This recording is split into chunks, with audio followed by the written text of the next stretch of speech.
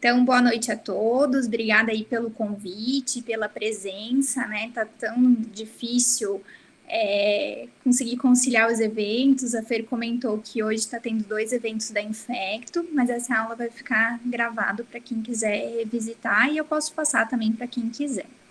Eu tentei fazer algo bem prático para ser útil mesmo para quem está no manejo no dia a dia, né? Principalmente para não especialistas, que foi o que a Fer me comentou que o público seria, né, de não pneumologistas. Então, vamos lá. Então, só fazendo uma breve introdução, a gente tem um estudo bem importante que chama Platino, que fez uma avaliação na América Latina de várias doenças e o DPOC vem crescendo a sua frequência percentual, enquanto a outras doenças a gente vê que vem diminuindo. Já foi a 4ª maior causa de óbito no mundo e hoje é a 3ª. Então, é bem importante a gente saber manejar, né? Sendo a 3ª causa de óbito no mundo. Essa imagem eu acho bem interessante trazer. É uma pequena via aérea de um pulmão saudável, que a gente vê ali no A, e de um pulmão com DPOC. Então, dá para ver que é bem inflamado ali no B, tem uma maior musculatura, e a via aérea fica bem mais obstruída. Então, a gente consegue ver isso nitidamente, né? Para fazer o diagnóstico de DPOC, classicamente a gente usa essas 3 coisas. Então, sintomas, dispneia, tosse crônica e escarro. Fator de risco, o paciente ter fumado, principalmente fumado, né? Pelo menos 20 maços anos. E uma espirometria com VF1 sob CVF pós-broncodilatador abaixo de 0,7. Apesar dessa ser a definição clássica, eu acho que para o atendimento hospitalar desses pacientes, ela não é a mais útil.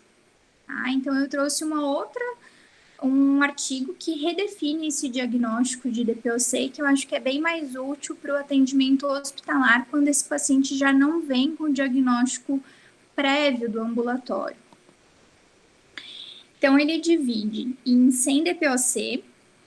Quando o paciente só fumou, eles viram que não entra como... Você não consegue definir nenhum diagnóstico de probabilidade se só tem exposição ao tabagismo. DPOC possível, ele coloca quando tem algo alterado, então, ou a tomografia, ou tem sintomas clínicos, ou tem uma espirometria alterada. DPOC provável, se tem combinação de 2 desses fatores, então, a tomografia mais sintomas, espirometria mais sintomas, espirometria mais tomografia, e um DPOC definitivo se eu tenho todos esses fatores juntos. E daí, quando ele divide aqui, essa primeira coluna é uma mudança de função pulmonar de 350 ml, e nessa segunda é todas as causas de mortalidade. A gente consegue ver que quando tem só exposição, isso não se altera. Quando a gente tem um DPOC possível, também fica muito próximo do 1. Mas quando é um DPOC provável ou definitivo, daí sim é estatisticamente bem significativo. E eu destaco que no pronto atendimento, muitas vezes eu tenho a informação de sintomas crônicos e de imagem. Então, ter só a exposição não é suficiente para eu dizer que é um DPOC provável e eu tratar esse paciente como DPOC. Mas ter uma imagem alterada ou com aprisionamento aéreo, ou com enfisema, ou com um espessamento brônquico e um paciente que conta pra gente que tem tosse crônica, que exacerba, que tem dispneia aos esforços, daí é suficiente para eu tratar como um DPOC provável e fazer o manejo como ele se fosse DPOC. Então, o que eu queria deixar de mensagem nessa parte é que só o paciente ter fumado, eu costumo dizer assim, que pode ter fumado 1 milhão de anos maço, não conta, tem que ter algo a mais do que isso. Então, entrando agora na parte da exacerbação. Então, esse estudo mostra para gente a probabilidade de sobrevida conforme o número de exacerbações. Então, se o paciente não tem exacerbação, ele tem uma probabilidade de sobrevida muito maior do que se ele é exacerbador. E quanto mais exacerbações, então 3 ou mais no último ano, a mortalidade cai bastante. Então, quanto mais exacerbação, mais esse paciente perde a função pulmonar e mais aumenta a mortalidade. Então, quando a gente está tratando um paciente com exacerbação, a gente já tem que pensar em tentar evitar a próxima exacerbação, porque isso vai aumentar muito a mortalidade desse paciente. Definindo a exacerbação, então, uma piora aguda dos sintomas respiratórios, maior do que a variação do dia a dia e que resulta em terapia adicional. O paciente com DPOC, a gente sabe que ele tem uma variação ao longo dos dias e a variação até ao longo do mesmo dia. Então, às vezes está um pouco pior, às vezes está um pouco melhor, mas se ele chegou a precisar ir para o pronto atendimento, se a gente precisou fazer medicação, eu posso chamar isso de exacerbação aguda do DPOC. Sempre a gente tem que considerar diagnósticos diferenciais, principalmente insuficiência cardíaca, tromboembolismo pulmonar, pneumonia, né, antes de chamar de exacerbação. Pode ser precipitado por diversos fatores, então, paciente aderente à terapia do ambulatório, as medicações inalatórias, poluição, ou teve contato com algum aeroalérgeno, mas 70% a 80% é devido a infecções respiratórias. Então, a maior causa é a infecção respiratória, mas nem sempre por bactéria. Então, a maior parte das infecções são por vírus. Estima-se mais ou menos 1/3 é por bactéria e 2/3 por vírus, sendo que essa infecção viral que gera a exacerbação pode propiciar que uma bactéria se aproveite disso e faça uma infecção bacteriana num segundo momento. E na exacerbação por bactérias, o mais comum é a Haemophilus, Moraxella e Streptococcus. Então, a Pseudomonas é menos comum, mas eu vou comentar que é bem importante para o tratamento a gente saber fatores de riscos aí para a infecção da Pseudomonas, e as exacerbações por bactérias atípicas são raras. Então, isso também vai implicar no nosso tratamento adiante.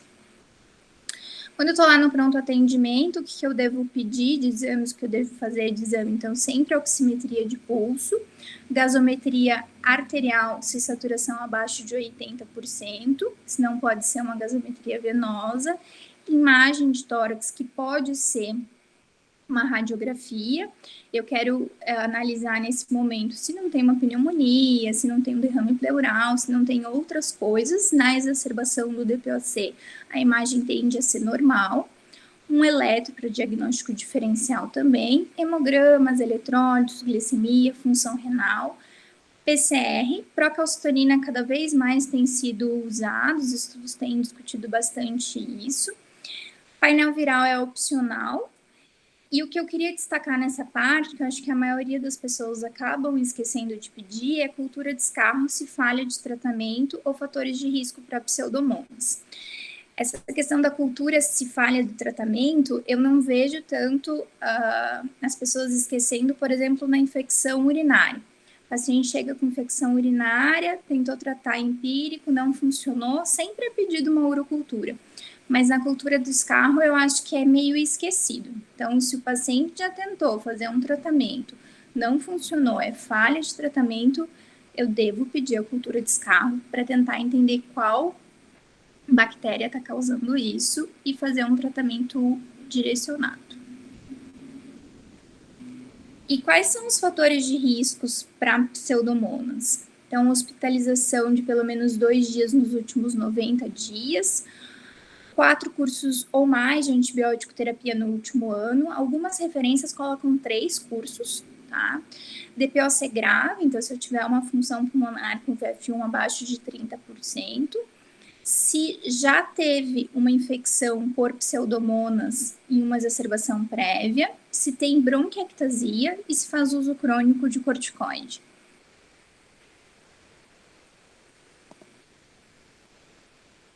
Então, eu comentei com vocês que a maior parte das infecções, as exacerbações infecciosas são por vírus. E quando que eu vou pensar em tratar com antibiótico?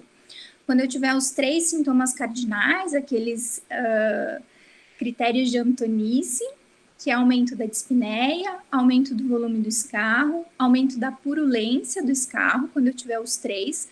Quando eu tiver 2 desses sintomas cardinais, sendo um deles a purulência do escarro, então a purulência do escarro é algo que a gente deve levar bastante em consideração. Tem estudo mostrando que tem 94,9% de sensibilidade para alta carga bacteriana, então sempre perguntar da purulência do escarro.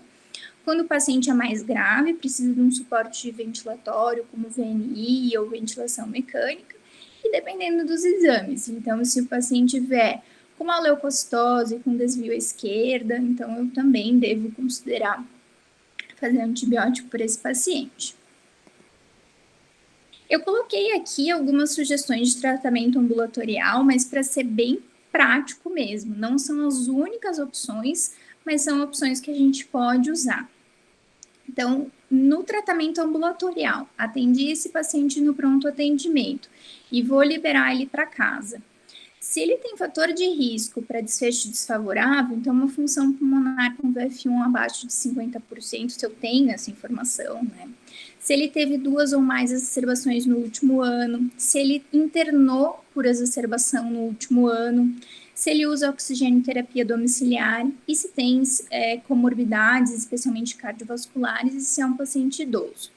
Se tem algum desses fatores, eu devo considerar usar amoxicilina com clavulanato ou levofloxacino, moxifloxacino, dependendo da gravidade, para cobrir a pseudomonas. Se não tem, uma boa opção seria uma cefuroxima, por exemplo. Falando no tratamento hospitalar, eu vou avaliar aqueles fatores de risco para infecção por pseudomonas. Se não tiver algum desses fatores, eu posso usar a ceftriaxona. E se eu tiver, eu preciso usar algo que cubra pseudomonas, como cefepime, ceftaz ou tazocin. Lembrando que não tem uma alta incidência de germes atípicos, então eu posso fazer a ceftriaxona isoladamente, eu não precisaria colocar a azitromicina junto. Então, para fazer um mnemônico, né, A de antibiótico, que eu vou sempre considerar, mas não necessariamente eu vou fazer. B de broncodilatador. Então, eu vou fazer beta-agonista de curta ação. Então, o Berotec, né, o fenoterol, 10 a 20 gotas a cada 20 minutos, 3 vezes, depois a cada 4 horas. No paciente mais grave, eu posso fazer a cada 1 hora até estabilizar e depois vou espaçando esse intervalo. E mais recentemente a gente tem usado muito mais salbutamol do que o fenoterol, né, pela questão do Covid. Então, eu vou fazer 1 a 2 jatos, e em exacerbações mais graves eu posso fazer 4 a 8 jatos. E também no mesmo intervalo. Anticolinérgico pode ser associado, mas não é obrigatório. Deixei a dose ali do ipiratrol. Então, C de corticoide, prednisona 40 miligramas ou equivalente, durante 5 dias. O tempo é discutível, mas o GOLD traz para nós 5 dias, e é isso que eu costumo usar na prática clínica também. Então, o corticoide, ele encurta o tempo de recuperação, ele melhora a função pulmonar, melhora a oxigenação e reduz o risco de recorrência. Então, lembrando aqui que a exacerbação, o tratamento da exacerbação é uma janela de oportunidade para a gente evitar uma nova exacerbação. Então, se o corticoide reduz o risco de recorrência, ele deve estar na terapêutica.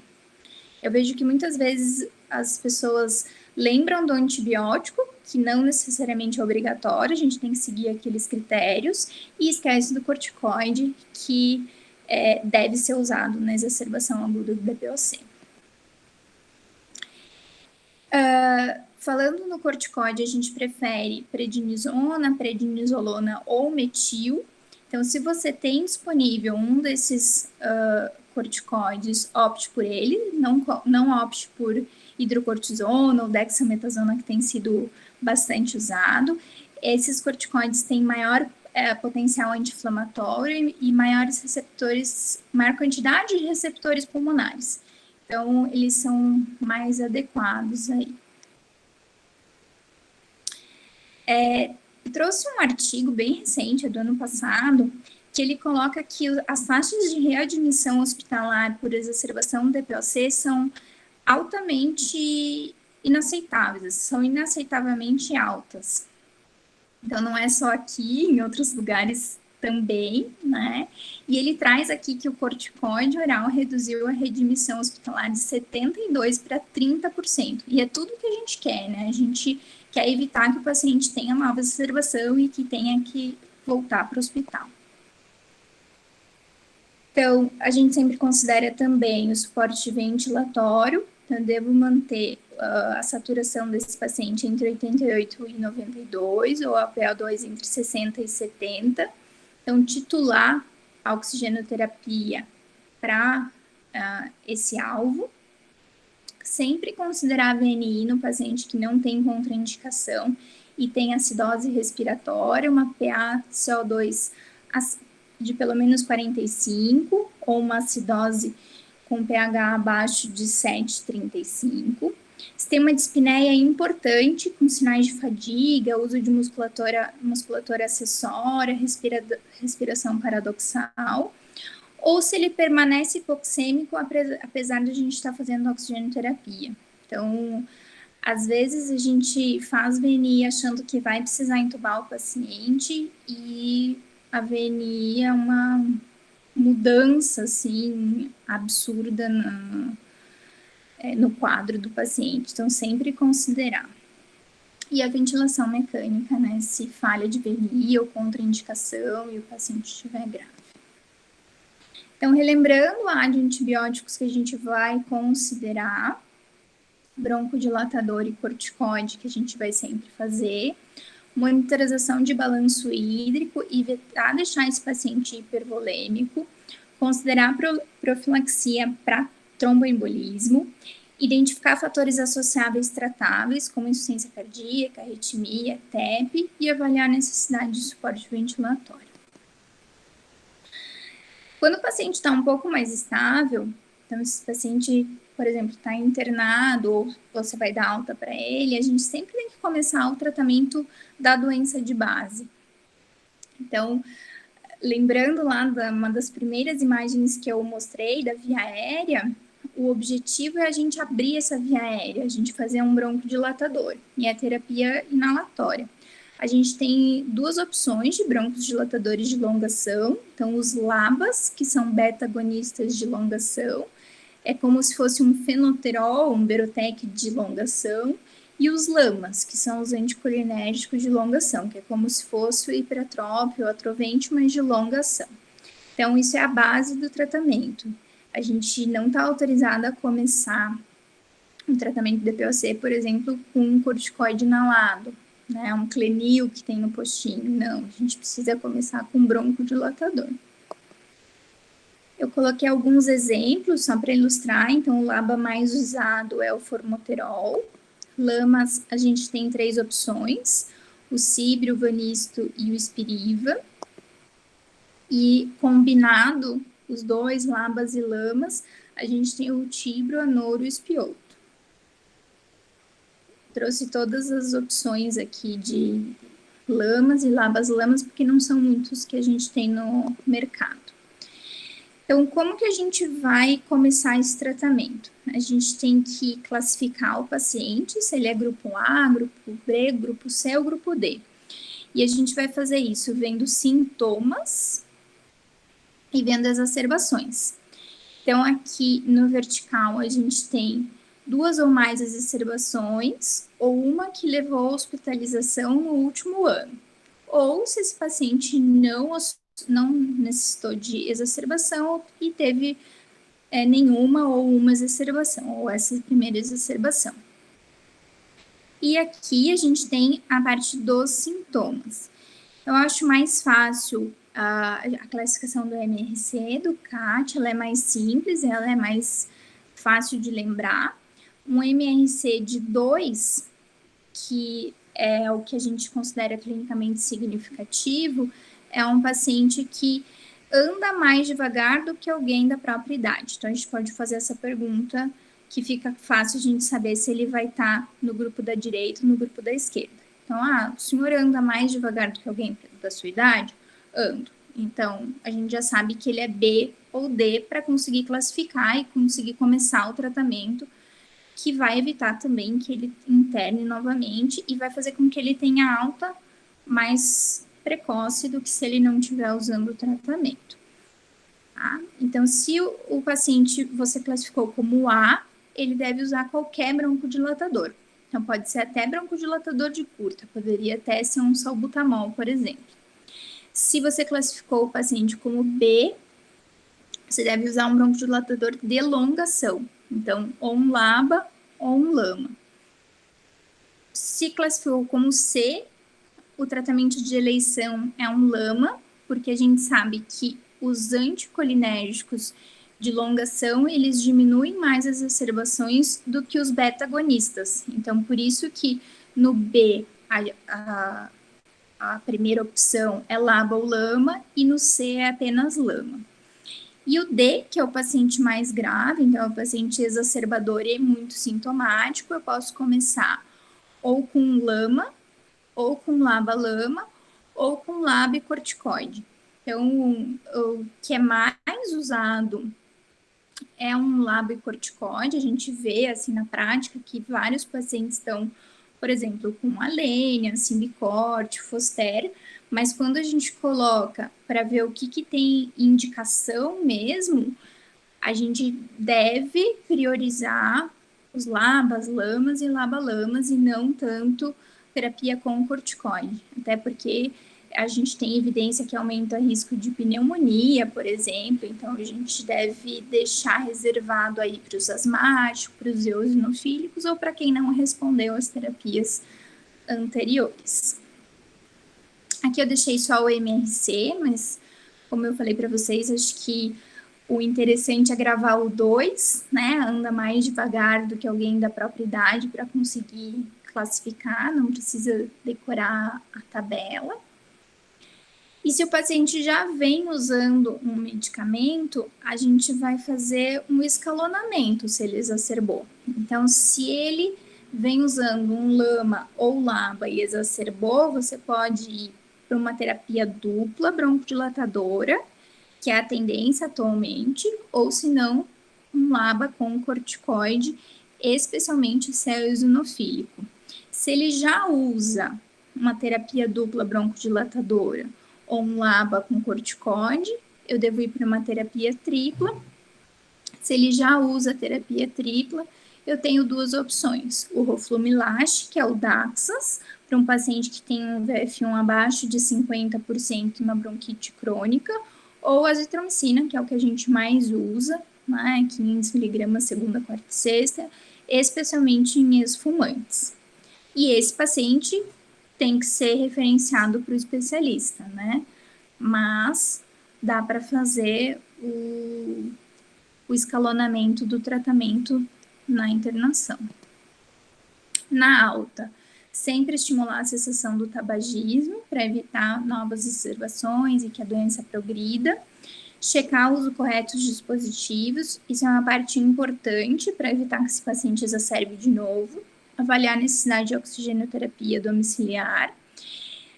Idealmente, iniciar a reabilitação pulmonar em 3 semanas, agendar uma reavaliação e considerar escalonar a terapia de manutenção, conforme ali o gráfico que eu mostrei anteriormente. Mensagens finais. Então, o que eu queria que vocês gravassem dessa aula, que apenas história de tabagismo não é critério suficiente para estabelecer diagnóstico de EPOC, nem possível, nem provável, muito menos definitivo. Eu preciso ter mais do que isso, eu preciso perguntar de sintomas crônicos, ver imagem, se tiver espirometria, ótimo. Na falha do tratamento da exacerbação, lembrar de solicitar cultura de escarro para a gente fazer uma terapia direcionada, avaliar a necessidade de antibiótico. A maior parte das exacerbações são virais, então nem todos os pacientes vão precisar de antibióticos. avaliar o risco de infecções por pseudomonas quando for escolher a antibiótico terapia. Corticoide é fundamental, preferir prednisona, prednisolona ou metil. E o pilar do tratamento de manutenção é a broncodilatação de longa, LABA ou LAMA, não corticoide isolado. Basicamente é isso, eu fico à disposição se alguém tiver alguma dúvida, algum comentário. Carol, ótima aula, muito boa mesmo. Na verdade, agora que você falou que o pilar do tratamento é o LAMA, ou LABA, na verdade, não é o corticoide inalatório, ao contrário da asma, né? Que faz parte. Então, é isso que a gente confunde bastante. E a gente tem muito mais paciente de DPOC do que asmático. Se for pensar, né, nos pacientes que internam. Então, a gente tem que focar o nosso tratamento. O que você recomenda de combinação? Aqueles que você mostrou os 3, eles são igualmente eficazes? Custo? O que você acha que é melhor? O que você usa mais? Todos são caros e todos são eficazes. Então, eu acho que a gente deve escolher pensando no paciente mesmo. Então, um ali é em cápsula inalada, o outro é pó, né, que você abre e usa, e tem o outro que é o da terapia combinada, né, Fer, o Espioto, que ele é no Respimate, que é o mesmo dispositivo do Spiriva, e que a gente consegue fazer no espaçador. Então, eu acabo escolhendo de acordo com o que o paciente consegue usar.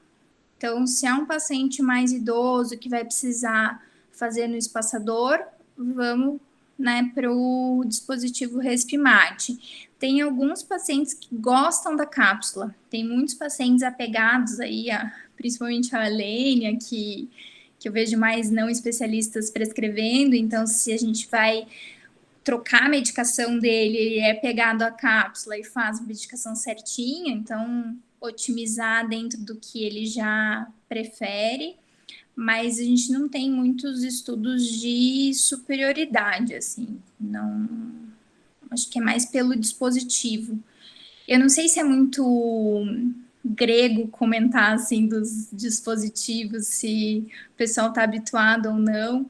Quando eu dou essa aula presencialmente, eu acabo levando os dispositivos, acho que fica mais ilustrativo do que só falar. Eu acho que seria ótimo demonstrar. Eu aprendi muito com vocês, até com você mesmo na época do Graças, porque a gente não aprende isso, né? E cada dispositivo muda, e às vezes o paciente não tá conseguindo, não tá funcionando, tá gastando dinheiro, não tá inalando, e a gente não sabe o que tá acontecendo. Até para explicar para os pacientes, aquele disquinho redondo, até explicar que ele tem que aspirar, segurar 3 segundos, é bem difícil.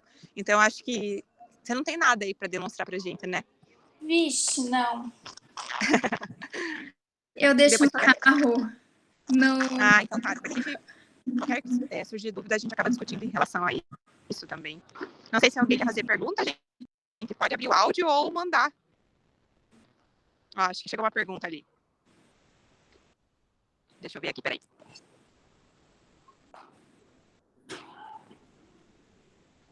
Nicolas, você consegue ler a pergunta? Consigo sim. A Fernanda Royer perguntou: Carol, como faço para diferenciar uma exacerbação de DPOC e uma pneumonia no PA, né? Faço isso só pelo raio-x? Isso, basicamente a imagem, que na pneumonia vai ter uma consolidação e no DPOC, por ser uma exacerbação mais brônquica, eu não tenho uma consolidação. Então, ou raio-x ou tomografia. E esse é um dos objetivos da gente fazer a imagem, né? Porque se você vai tratar uma pneumonia, por exemplo, você vai muitas vezes cobrir germes atípicos, vai fazer ceftriaxona junto com azitromicina, por exemplo. E na exacerbação pelo DPOC puramente, você pode fazer só ceftriaxona. Por exemplo, né? Se a gente não está pensando em pseudomonas. Porque às vezes vai no automático, né, Fer? Você que faz CCH, vai lá CF ácido para todo mundo e a gente tem que fazer esse racional para evitar efeito colateral e gasto. Exatamente. E não necessariamente a exacerbação do DPOC é por infecção, claro, é uma das principais causas, né? Mas a gente pode ter tratamento adequado, evolução de doença, Carol, isso que eu acabei ficando em dúvida, mas pode, né? Pode. Então, 70% a 80% é por infecção, mas o paciente não usar a medicação adequadamente, se expor à poluição, tem outras causas aí que dá 20% a 30%. Mas mesmo dos pacientes que têm uma exacerbação infecciosa, a maioria é viral. Então, não necessariamente tem indicação de antibiótico em todo mundo. Vou fazer antibiótico se ele tem os 3 critérios lá de Antonice, se tem 2, sendo que um é a purulência do escarro, se o paciente está grave e precisa de suporte de ventilatório, de VNI ou de ventilação mecânica. Basicamente é isso, assim. E os exames também, né? Se tem uma leucocitose, uma bastonetose, daí também tem evidência de infecção bacteriana, a gente vai fazer antibiótico, mas não é para todo mundo. Mas é para todo mundo fazer broncodilatador e corticoide. Então, por isso que eu uso esse mnemônico assim, A, B, C, para tentar não esquecer de nenhuma das etapas. A de antibiótico que a gente vai considerar, B de broncodilatador que a gente vai sempre fazer e C de corticoide que a gente vai sempre fazer também.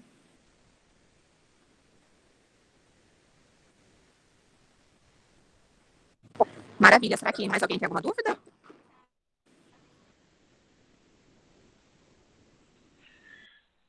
Dos critérios que você falou em relação a possível infecção por pseudomonas, não, isso. Você comentou o uso crônico de corticoide. Uso crônico de corticoide oral, não inalatório. Isso, oral. Tá. Obrigado. Na prática, a gente vai usar mais paciente exacerbador e que a gente vê mais assim pseudomonas no paciente que internou nos últimos 3 meses e no paciente muito grave. Porque muitas vezes a gente não vai ter a cultura de escarro descrevendo pseudomonas prévias, você não vai ter uma tomografia mostrando bronquiectasia, então eu acho que a gente acaba usando mais essa parte da história mesmo, para ver a infecção por pseudomonas, né, quando você não é o médico que acompanha ambulatorialmente esse paciente.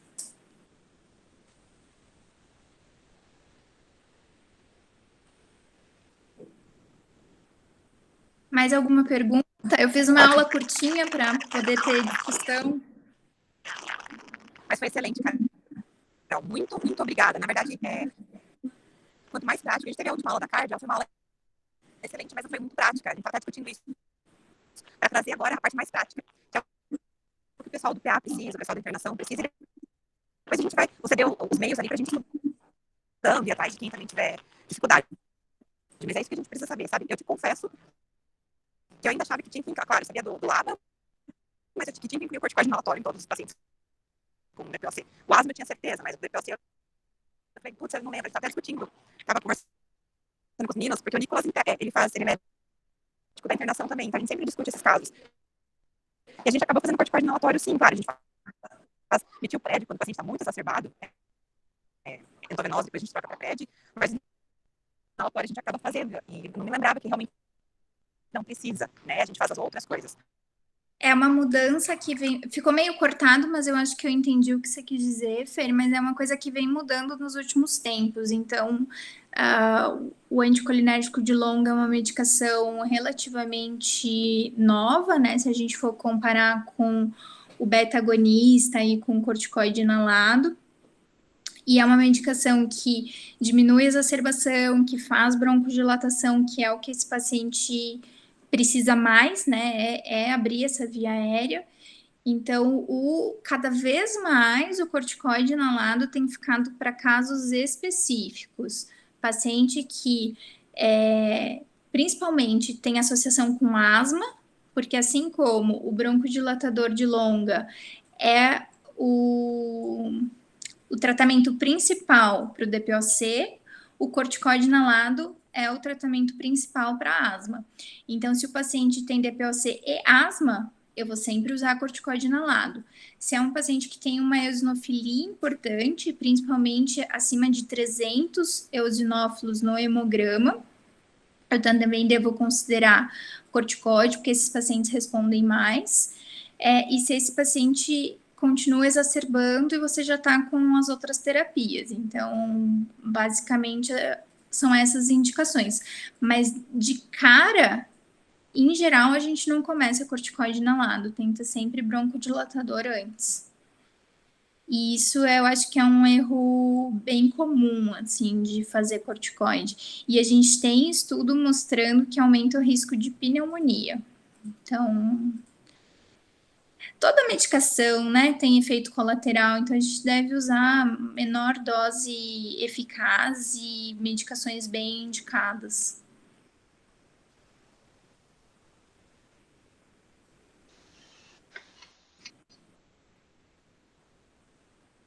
Carolina? Murilo levantou a mão. Quer fazer uma pergunta? Tá ouvindo bem, Carolina? Foi? Super, tô ouvindo. Parabéns pela aula, muito boa. Carolina, me diga uma coisa. No paciente COVID, a gente que precisa de oxigenoterapia, a gente tem estabelecido o uso da dexametasona, né? E aí o paciente DPOC que entra exacerbando e a gente identifica uma co-infecção ali, a exacerbação dele, provável pelo COVID. Qual seria a conduta com relação ao corticoide? É discutível, sabe, Murilo?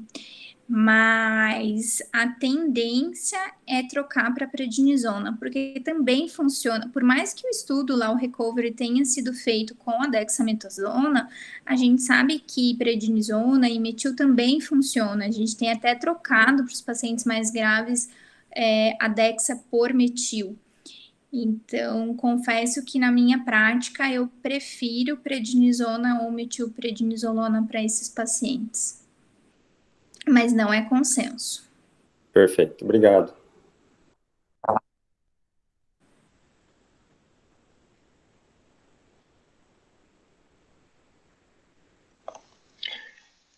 Carolina, você tinha falado em relação a efeito colateral e dose. Uma dúvida que volta e meia eu me pego tendo no PA é assim, vamos supor que o paciente chegue exacerbando, então a gente faz um tratamento inicial, da mesma forma que você falou por exemplo, no tratamento a longo prazo, hospitalar e ambulatorial, fazer um escalonamento de terapia.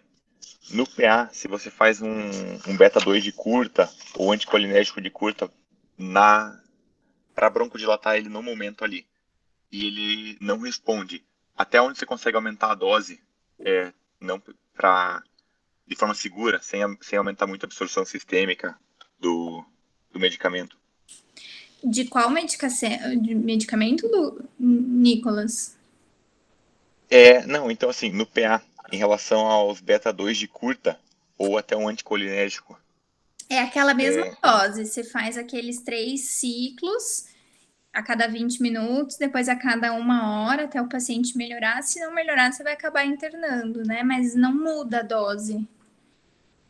Se você quiser, eu posso te passar o slide que eu coloquei a dose bem certinha ali, que esse tipo de coisa é bom ter anotado, né? Porque não dá para contar sempre com a memória. Se a gente não usa muito, principalmente. Não, boa, eu quero sim. A aula tá gravada, aí eu consigo voltar lá depois e dar uma olhada também. Tá, mas se alguém quiser os slides, eu posso passar, não tem problema. Beleza, obrigado, Carol. E qual que é teu podcast? Eu fiquei com essa dúvida, eu não conheço. É o AuscultaCast. Ah, legal. Eu gravei alguns da Pneumo também já, mas na época que estava na residência e tal. Mas qualquer hora dessa a gente grava um episódio também. Ah, vamos lá. Então acho que é isso aí. Se alguém tem alguma outra pergunta? Qualquer coisa, meu e-mail tá no final da apresentação e eu fico à disposição aí para dúvidas. Combinado então, Carol. Tá bom? Tchau, tchau. Obrigado pela disponibilidade de dar essa aula. Obrigado pela presença de todos, pessoal. E obrigada pelo convite e bom final de dia aí.